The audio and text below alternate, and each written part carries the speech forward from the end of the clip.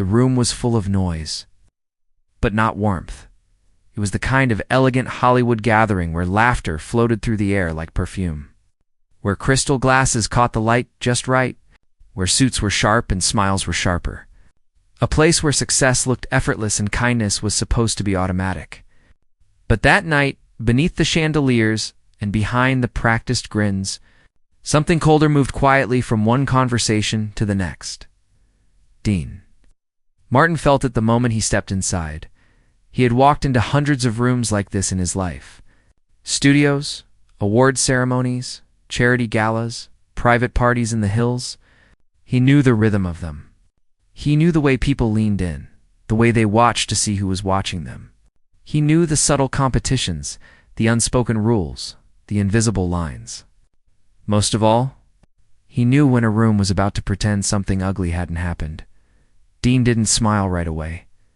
Across the room, near a small circle of executives and performers, stood Sammy. Sammy Davis Jr. wasn't speaking. He wasn't laughing. He wasn't performing. He was simply standing there, shoulders squared, posture calm. Face composed in that familiar way that people learned when they had spent their whole lives navigating rooms that could turn on them without warning, and in front of him stood a man everyone knew. A star. A box office name. A face that magazines loved. A hand that had just been pulled back. It hadn't been dramatic. There was no shouting, no scene. That's what made it worse.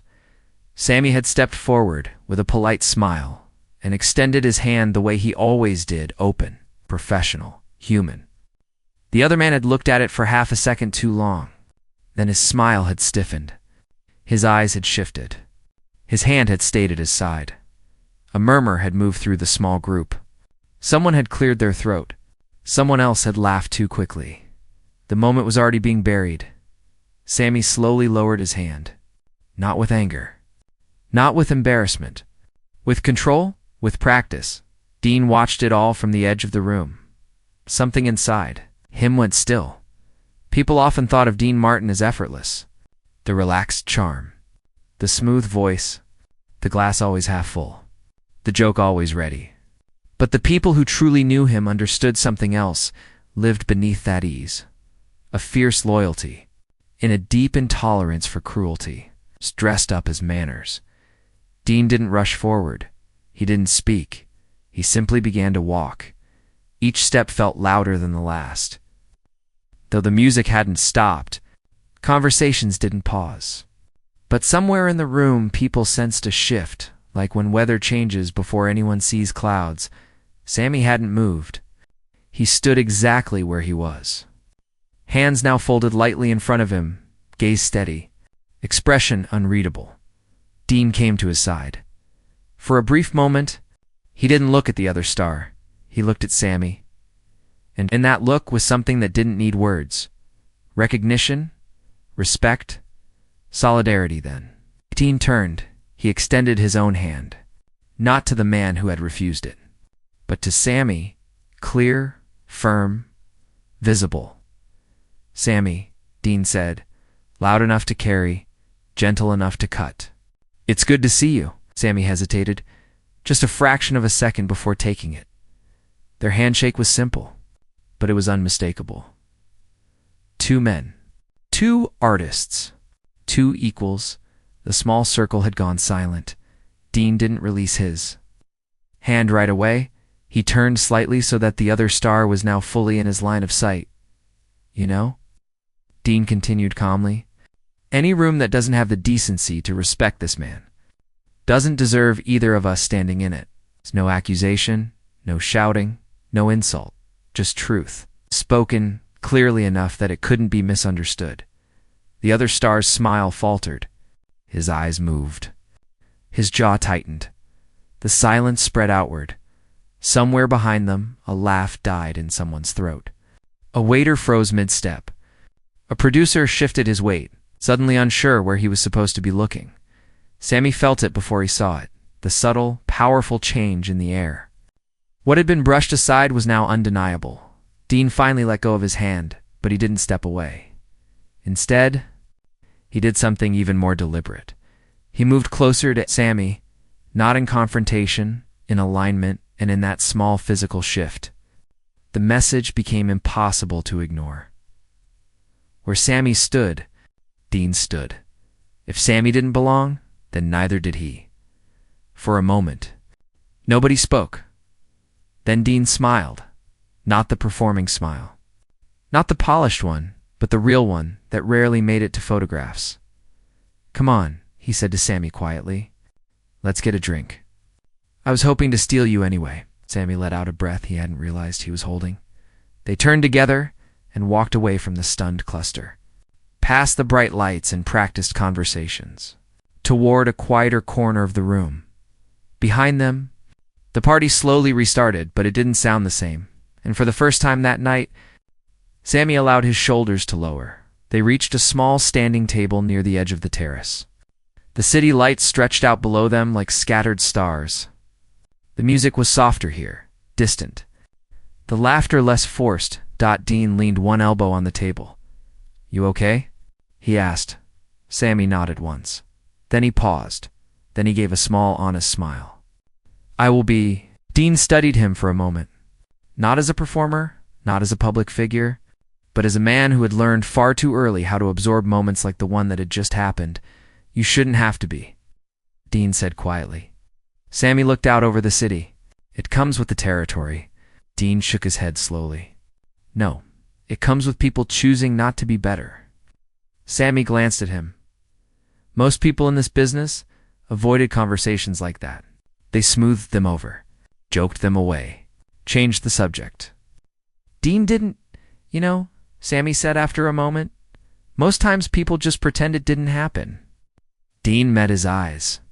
"That's why it keeps happening." Another silence settled between them, not uncomfortable, but heavy with everything that had not been said in that room, in so many rooms before it. Sammy took a slow breath. "You didn't have to step in like that." Dean's voice didn't change. "That's exactly why I did." A faint smile touched Sammy's face, but there was emotion behind it now. Gratitude, relief, something close to disbelief. "You ever get tired of making things uncomfortable?" he asked lightly. Dean chuckled. "Only when silence is more comfortable than decency?" And tonight, it wasn't. They stood there for a moment longer, watching the lights, listening to the softened sounds of the party drifting behind them. Neither of them noticed. At first, the way people were starting to look over, the way whispers began, the way something that had almost disappeared was now becoming the only thing anyone was quietly talking about. Dean Martin hadn't raised his voice. He hadn't created a scene, but he had drawn a line, and in Hollywood, lines like that had a way of echoing far beyond one room, far beyond one night. Sammy finally broke the quiet. "You know what the funny thing is?" Dean tilted his head. "They'll remember what you did," Sammy said, "not what he didn't." "Good." He lifted his glass slightly, "to being remembered for the right reasons." Sammy clinked his glass gently against Dean's, "to not standing alone." And as they drank, neither of them could yet see how this moment, this simple, visible choice was about to ripple outward, into dressing rooms, studios, contracts, conversations, careers, into decisions that would test loyalty, into pressure that would demand courage, into a future where stepping forward would cost far more than a quiet night at a party. But this was where it began, with a hand refused, and another one offered instead. By the next morning, the story had already changed. That was how Hollywood worked. A moment became a whisper. A whisper became a version became a headline, and a headline became a weapon. Dean Martin was halfway through his coffee when the phone rang. Not his personal line, the other one, the one that only rang when something had gone wrong. He let it ring twice before picking it up. Double quotes? Yes. There was a pause on the other end. A breath. Then his agent's voice, careful in the way voices get when they're trying to sound calm. "Dean, we need to talk." Dean didn't move. He already knew. "About last night," the agent continued. Dean looked out the window of his house in the hills. The city below was waking up. Cars moving, people going to work. 1,000 small lives beginning their day without knowing what had shifted overnight. I figured, Dean said. It's spreading fast, the agent said. Dean closed his eyes slowly. What way is that? They're not calling it what it was, the agent said. They're calling it disruptive, unprofessional, political. Some are saying you embarrassed a major name. Some are saying you made the room unsafe. Dean let out a quiet breath. Unsafe, he repeated. Yes, there was something bitter in the word. And there's more, the agent added. 2 meetings were just postponed. No reason given, just postponed. Dean didn't ask which ones, he knew. Dean, the agent said, lowering his voice, I'm not saying you were wrong. I'm saying this town doesn't reward being right. It rewards being quiet. Dean's jaw tightened. And Sammy, he asked. Another pause. He's already feeling it, the agent admitted. One sponsor pulled out of a television appearance this morning, said they're reconsidering optics. Dean's hand closed slowly around the mug. Optics, he echoed. Yes. The word sat between them like a door being gently shut. Look, the agent continued, there are people who admire what you did, quietly. But the people who control rooms, they don't like being reminded they have one. Dean stared at the city. How bad? He asked. The agent didn't answer right away. Bad enough, he finally said, that if you want to smooth this over, you still can. Dean turned from the window. How? Distance, the agent replied. A statement. Something vague. Professional. Something that makes it sound like it was all a misunderstanding. Something that lets everyone breathe again. Lohid's voice hardened, though he didn't raise it. And Sammy? Another pause. That, the agent said carefully, would be up to him. Dean's grip tightened, so that was it. The offer he could. Protect himself, he could save the meetings, the deals, the access. He could let the moment fade, the way moments like that were designed to fade. At a cost. I'll call you back, Dean said. He hung up before the agent could answer. For a long moment, the house was silent. Then Dean set his mug down untouched and went to get his jacket across the city. In a much smaller apartment, Sammy sat on the edge of his bed, staring at a folded piece of paper in his hands. A contract, or what was left of one. He hadn't even finished reading it. When the words had begun to blur, due to recent developments, concerns about public perception, mutual decision, he folded it once, then again, then once more. He had seen this before. Not exactly like this, but close enough. The dressing rooms that suddenly changed. The calls that didn't come back. The laughter that stopped when he entered a space that had felt warm the day before. He stood and walked to the small mirror on the wall. Looked at himself. The man everyone saw. The man who smiled. The man who performed. The man who absorbed. What did you expect? He murmured quietly to his reflection. A knock came at the door. He didn't answer another knock. Then a voice. Sammy. It's me. Dean Sammy closed his eyes. For a moment he considered not opening it, not because he didn't want to see Dean, but because he didn't want to be the reason another door might be closing. Then he went anyway. Dean stood there not with the charm he wore on stage, not with the smile the public knew, but with something heavier in his posture, something steadier in his eyes. Can I come in? He asked. Sammy stepped aside. The apartment was modest, clean, quiet, sunlight coming through thin curtains, piano against one wall, a stack of sheet music on a chair. Dean took it in without comment. They stood there awkwardly. For a moment, 2 men who had shared stages but rarely shared silence. Sammy broke it first. They called you too, didn't they? Dean nodded. They already started, Sammy said, holding up the folded paper. Dean looked at it. Is that yeah? Sammy replied. It was supposed to be next month. Dean exhaled through his nose. I'm sorry, he said. Sammy shook his head. Don't. Dean met his eyes. Don't apologize for doing what most people only pretend they would, Sammy continued. Just don't. Dean studied him. They offered me a way out, Dean said quietly. Sammy's expression didn't change, but something in his eyes sharpened. Of course they did. Distance, Dean went on, or soft words, forgetting. Sammy nodded once. That's the playbook. They said I could smooth it over, Dean added. And Dean stepped closer. And I didn't come here to talk about smoothing anything. Sammy's breath slowed. You don't have to do this, he said. You already did more than most people ever would. Dean's voice was calm. I didn't step forward so I could step back. Sammy turned away, not in anger, in something closer to fear. You don't understand what this costs, said.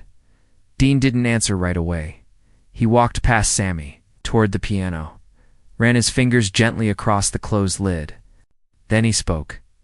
I understand exactly what it costs, he said. That's why it matters. Sammy laughed quietly, but there was no humor in it. It's easy to say that when your name opens doors. Dean turned to him. And what kind of man am I? He asked softly. If I only walk through doors that close behind you? The words landed harder than either of them expected. Sammy swallowed. You can't fight this, he said. This isn't one man. This is rooms. This is contracts. This is people who never show their faces. Dean nodded. I know. Then why? Because Dean interrupted gently. Every system only survives when enough people decide it's safer than their conscience. Sammy looked at him. And I'm tired, Dean continued, of pretending safety is the same thing as decency. A heavy silence filled the room. Outside, a car passed. Somewhere a radio played faintly. Sammy finally spoke. They're going to make an example of someone, he said. Dean didn't hesitate. Then it won't be you. Sammy's head lifted. Dean held his gaze. If anyone's going to be difficult, he said, it'll be me. Where Sammy stared at him. You don't get it, he said quietly. They don't punish men like you. Dean stepped closer. Then maybe, he said, it's time they learned how. For a long moment, neither of them spoke. Then Sammy's voice broke the silence. Lower now. Why are you really here, Dean? Dean didn't look away. Because this is where the story stops being about a party, he said, and starts being about choices. Sammy's brow furrowed. I've been offered something, Dean continued. A television special. Big sponsor. Big audience. They want safe, clean, easy. Sammy nodded slowly. They also want final approval on guests, Dean added. Sammy's expression shifted. Dean reached into his jacket and pulled out a folded page. I told them I'd only do it if I choose who stands on that stage. Sammy's breath caught slightly. And I told them, Dean went on, that if you're not welcome there, neither am I. Sammy stared at the paper. You're serious, he said. Dean held it out. They haven't answered yet, he said. But when they do, this won't be a party anymore. Sammy didn't take the paper. What happens if they say no? He asked. Dean's jaw set. Then they'll have to explain why. The room felt smaller suddenly, the stakes heavier. Sammy slowly sank into the chair beside the piano. You know what they'll do? He said. They'll smile. They'll praise you. And they'll quietly close 10 doors you'll never see. Dean nodded. Double quotes? Probably double quotes, and you're willing to let that happen? Dean's answer came without pause. Yes. Sammy looked up at him. Why? He asked again. Dean's voice softened. Because one day, he said, I don't want to look back on a long career and realize all I ever protected was my comfort. Sammy looked down. For a long time, he didn't speak. When he finally did, his voice was different. They made me learn how to be small, he said quietly. How to be agreeable. How to survive rooms by shrinking inside them. Dean listened. And last night, Sammy continued for a moment, I didn't feel small. Dean didn't interrupt. I don't know what happens next, Sammy said. But I know what happens if nothing changes. He looked up, and I don't want that anymore. Dean nodded once. Then he said, we're already standing in the right place. Neither of them yet knew how quickly the answer would come. How public it would become. How many people would suddenly be watching. Because by the end of that day, a decision would be made in a boardroom neither of them was in. A decision that wouldn't just test Dean, Martin's career, but his courage. And when that answer arrived, it would not arrive quietly. The answer didn't come in a phone call. It came in silence. 3 days passed? No. Response from the network. No confirmation. No rejection, just meetings that quietly vanished from calendars. Invitations that were suddenly being restructured. A studio lunch. That was postponed twice and then forgotten. Entirely. Dean Martin felt it in the spaces between things. The pauses. The careful voices. The way certain people now spoke to him as if he were suddenly unpredictable. He was sitting in his living room late in the afternoon, a legal pad on his knee, not writing anything. When the doorbell rang, he didn't expect anyone. He opened the door to find a young assistant from the network standing there, holding a slim folder to her chest like a shield. "Mr. Martin," she said, "they asked me to bring this personally." Dean stepped aside. She didn't sit. She handed him the folder, nodded politely, and left as quickly as she had come.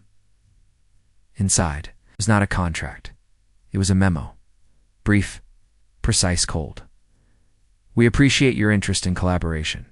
However, due to recent developments and internal concerns, we will not be proceeding under the proposed terms." Dean. Read it once. Then again, no explanation, no signature, no future. Meeting just a closed door, he placed the paper down, and for the first time since that night, he felt something close to the weight people had warned him about. Not fear, but consequence. He sat there for a long time. Then he reached for the phone. Sammy didn't answer at first. When he finally did, his voice sounded tired. "They said no, didn't they?" he asked quietly. "Yes." Sammy let out a breath. "I'm sorry." Dean closed his eyes. "Don't be." There was a pause. "So what happens now?" Sammy asked. Dean stood and walked to the window. "Now," he said, "we stop pretending this is happening in private." Sammy was silent. "They're planning the Midtown benefit next week," Dean continued. "Live broadcast. Biggest room of the year?" Sammy's voice sharpened. "You're not serious?" "I already said yes," Dean replied. Sammy stood up on the other end. He could hear it in the shift of sound. "They control that stage," Sammy said. "They approve everything. They won't let you anywhere near a microphone." Dean's gaze was steady. "They already did." Another pause. "Dean." "They think this is over," Dean said. That silence did its job. He turned from the window. "I don't." Sammy's voice lowered. "What are you planning?" Dean didn't answer right away. "Have you ever noticed," he said finally, "how powerful rooms always feel safe until someone speaks?" Sammy understood, and that understanding frightened him. "You can't put yourself out there like that," he said. "They'll cut the sound. They'll cut the cameras. They'll make it look like nothing happened." Dean's reply was calm. "Then we'll make it impossible for them to pretend." Sammy closed his eyes. "Dean," he said, "I've lived my whole life in rooms that smiled while they decided my future. I won't watch them do that to you." Dean's voice softened. "I'm not doing this instead of you," he said. "I'm doing it with you." Sammy's breath caught. "You don't owe me that." Dean's. The answer was simple. "I owe myself not walking past it." Midtown benefit was always flawless. Crystal Lights. Live. Orchestra, performers scheduled down to the second, an audience that included studio heads, press, donors, politicians, and nearly every major name in entertainment. Everything about it was designed to look generous and safe. Sammy hadn't planned to attend. He was still deciding what excuse to give. When Dean called again, "They moved your seat," Dean said. Sammy frowned. "What?" "They put you 3 rows back," Dean continued. "Away from the cameras." Sammy closed his eyes. "There it is," he said quietly. Dean's voice hardened. "Not tonight." "What are you talking about?" "I told them I'd only attend if I was seated with my guest." A pause. "They said the guest list was finalized." Dean's jaw tightened. "I told them mine wasn't." Sammy sat down slowly. And my seat is now yours." Sammy's breath stilled. "They won't like that." Dean gave a short laugh. "They already don't." The night of the benefit arrived wrapped in lights. Cameras swept the red carpet. Names were called. Smiles were sold. Dean stepped out of his car into a wash of flashes and noise. He moved through it easily, offering nods, brief words, practiced calm. Then another car pulled up. Sammy, the moment his door opened. The noise shifted, not louder, sharper. Dean watched as Sammy stepped onto the carpet alone. No escort, no buffer, just himself. Dean didn't wait. He turned and walked back, every step toward. Sammy drew eyes. When he reached him, didn't pose, didn't smile for cameras. He placed a hand on Sammy's shoulder and stood together. Reporters hesitated. Then questions came, tangled and fast. Dean, is it true you walked away from a major deal? Sammy, are you involved in Dean's decision? Dean, are you trying to make a statement tonight? Dean didn't answer. He simply gestured, and the two of them walked forward side by side, inside. The hall glowed. People turned. Some smiled, some stiffened, some looked away. Their seats were in the front section. Dean's seat, Sammy's new one. An usher hesitated.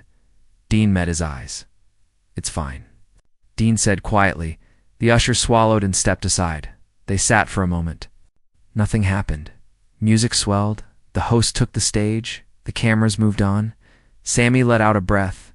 Maybe you're wrong, he said quietly. Maybe they're just going to let this pass. Dean didn't answer, because at that exact moment, a man in a dark suit leaned in from the aisle. Mr. Martin, he whispered. We need a word. Dean looked up. The man smiled. Tightly now. Dean rose. Sammy's hand moved. Dean touched it gently. I'll be right back. He followed the man. Down a side corridor, past curtains, past equipment, past a door marked Authorize Only. Inside, 3 men waited. No cameras, no smiles. We don't appreciate surprises, one of them said. Dean folded his hands loosely, then stopped creating reasons for them. Flicker passed through the man's expression. This isn't your platform, another said. You're here to perform. Dean's eyes didn't leave them. I'm here to stand. Silence. We can cut you from tonight's lineup, the first man said. Dean nodded. You already did, he replied. That caught them. What? One asked. I pulled my performance, Dean said calmly. This afternoon, another silence. Then why are you here? The man demanded. Dean's answer was quiet, to be seen. Out. For what? A gesture? Dean shook his head. For a person. You're risking your reputation, another warned. Dean's voice lowered. No, he said. I'm choosing it. The men exchanged looks. You won't be given a microphone, the first said flatly. Dean inclined his head. I won't need one, they stared at him. You're finished here, the man said. Dean turned and walked out back in the hall. Sammy was alone in the seat. Music played. Laughter rose. But he could feel the space beside him, like a held breath. Then Dean returned. He didn't sit. He stood in front of his seat. Sammy's eyes widened. What are you? Dean didn't speak. He turned. He faced the audience. And he waited. The orchestra faltered. The host looked confused. A camera hesitated. Then turned. The room slowly quieted. Dean's voice carried. Without effort, I wasn't scheduled to speak, he said. A ripple moved. But I am standing here because something happened in a room not very different from this one. Security shifted at the edges. Dean didn't look at them. I watched a man offer his hand, he continued, and I watched that hand be refused. The room was utterly still. Now, I also watched everyone else pretend it didn't matter. Sammy felt his chest tighten. Dean gestured behind him. This man, he said, has given this industry more than applause. He has given it excellence, discipline, grace.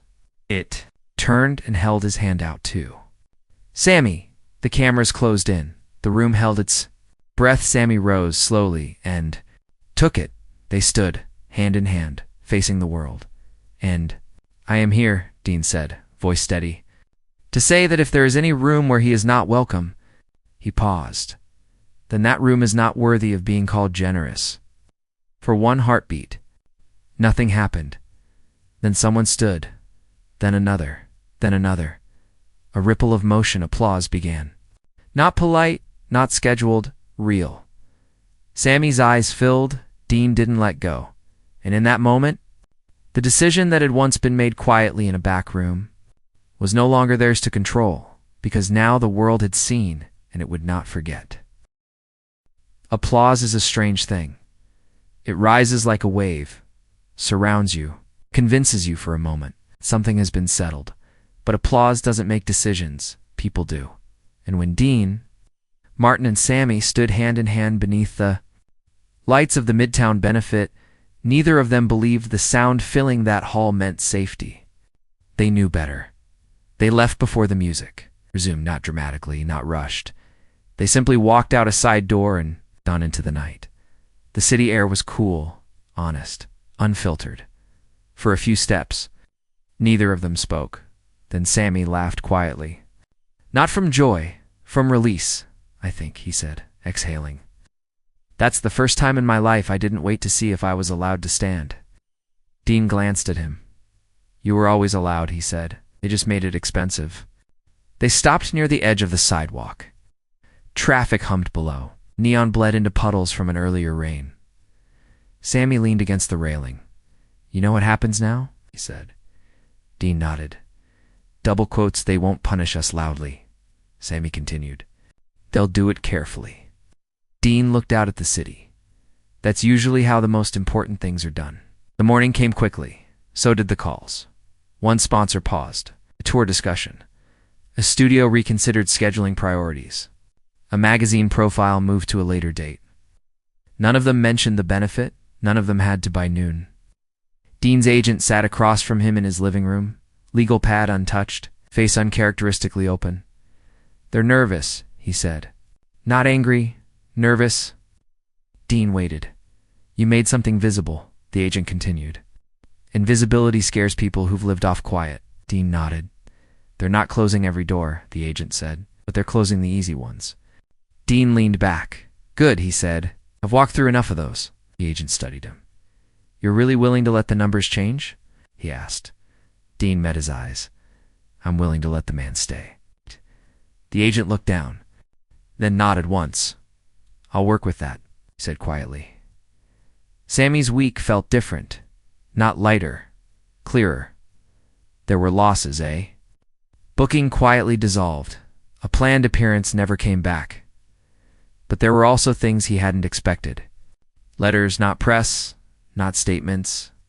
Letters from musicians who had watched from the back of rooms, from young performers who had been told not to speak, from men and women who had built careers on talent and silence, suddenly saw a way to separate the two. One letter stayed in his hand longer than the others. It was short. "I saw myself in you, and I saw myself in him. Thank you for not letting it pass." Sammy folded it carefully and set it beside the piano. Then he sat down and played. Not for practice. Not for work, for himself. 3 weeks later, Dean received a call that didn't fit the pattern. Not cautious, not delayed, direct to small theater.